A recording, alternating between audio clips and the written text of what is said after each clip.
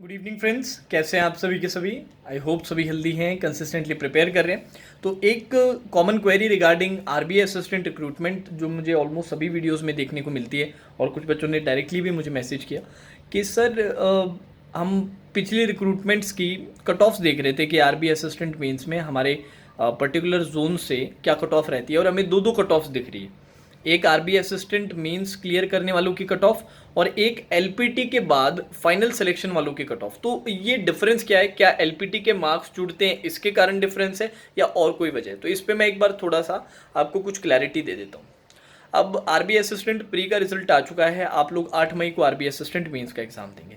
Exam देने के बाद एक कट ऑफ निकाली जाएगी और उस कट ऑफ के अकॉर्डिंग कुछ सर्टेन कैंडिडेट्स होंगे जो एलपीटी के लिए अपेयर होंगे।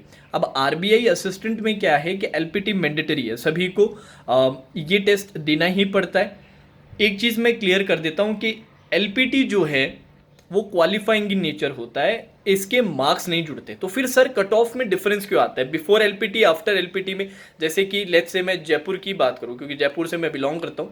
तो लास्ट टाइम की जो जस्ट बिफोर एलपीटी वाली आरबीआई असिस्टेंट मेंस के बाद बिफोर एलपीटी वाली कट ऑफ थी 114.25 114.25 और आफ्टर एलपीटी की जो कट ऑफ थी 129 पॉइंट समथिंग थी, 75 या 25 करके था।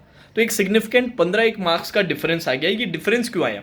क्योंकि जब आरबीआई असिस्टेंट मेंस का होते ही बिफोर एलपीटी की जो ये लिस्ट निकालते हैं ना, जितने स्टूडेंट्स को इनको ज़रूरत है उससे कुछ परसेंटेज ज़्यादा निकालते हैं। अब कितनी है वो एग्जैक्टली 40% ज़्यादा होता है, 20% ज़्यादा होता है, 30% ज़्यादा, ये बताना मुश्किल है। क्योंकि अगर आप पिछले साल की बिफोर एलपीटी और आफ्टर एलपीटी की कट ऑफ कंपेयर करेंगे तो कहीं पर 7 मार्क्स का डिफरेंस है, कहीं पर इवन 25 मार्क्स तक का डिफरेंस है, कहीं पर 11 है, कहीं पर 12 है, 13, 14। तो ये फिक्स नहीं रहता, बट एक सर्टेन परसेंटेज है जो ज़्यादा बच्चों का सिलेक्शन ये करते हैं आरबीआई असिस्टेंट के बाद। जैसे लेट्स से कि इनके किसी पर्टिकुलर सेक्शन से इनको 20 सीट्स भरनी है किसी पर्टिकुलर जोन से, तो वो 30 स्टूडेंट्स को सिलेक्ट कर लेंगे, तो 10 सीट ज़्यादा सेलेक्ट कर ली तो कुछ परसेंटेज वो ज़्यादा हो गया। तो इस तरीके से जितनी सीट्स होती हैं उससे ज़्यादा का सिलेक्शन करते हैं बिफोर एलपीटी।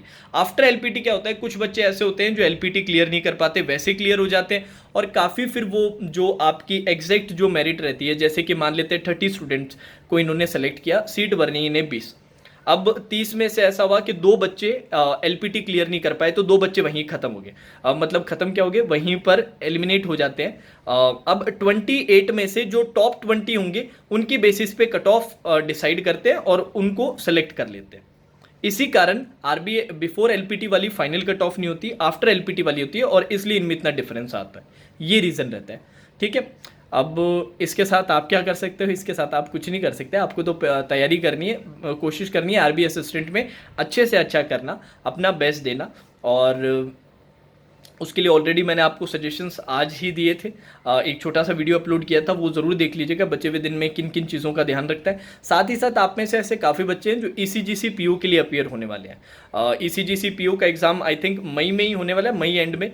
तो उसके लिए ऑलिव बोर्ड आप लोगों के लिए एक मेगा स्कॉलरशिप टेस्ट ऑर्गेनाइज कर रहे हैं 27 और 28 अप्रैल को। एकदम फ्री ऑफ कॉस्ट टेस्ट है, ईसीजीसी पीओ लेवल का ही टेस्ट रहेगा, एग्जैक्ट उनके एग्जाम पैटर्न पे।